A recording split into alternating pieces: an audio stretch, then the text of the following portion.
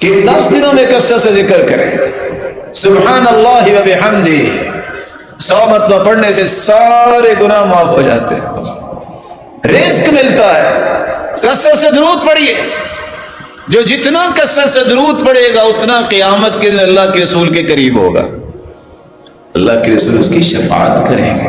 کثرت سے رضیت باللہ ربا وبالاسلام دینا وبمحمد النبی، یہ کثرت سے پڑھے.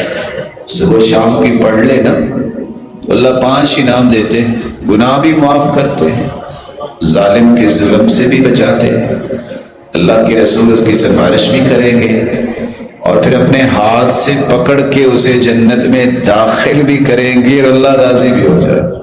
استغفر اللہ العظیم الذي لا الہ الا هو الحی القیوم اتوب الیہ. کثرت سے پڑھے، کو 3 مرتبہ پڑھ لینا. حدیث کہتی ہے کوئی جنگ کے میدان سے بھی بھاگ کے آ جائے بزدل بن کے، اللہ یہ گناہ بھی معاف کر دیتا. لا حول ولا قوت الا باللہ. کثرت سے پڑھی. دنیا کے خزانوں کے لیے بڑی تڑپ اور تمنا اور شوق اور ذوق اور محنت اور تھرست کے ساتھ لگے رہتے ہیں لوگ. کسی کو جنت کے خزانے چاہیے تو کثرت سے لا حول ولا قوت الا باللہ. سبحان اللہ والحمد للہ ولا الہ الا اللہ واللہ اکبر. کثرت سے پڑھیں.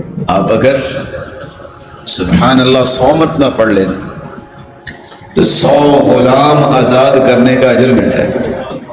آپ اگر 100 مرتبہ الحمدللہ پڑھ لیں تو 100 گھوڑے میدان جہاد کے لیے تیار کیے گئے پیش کرنے کا اجر مل جائے گا.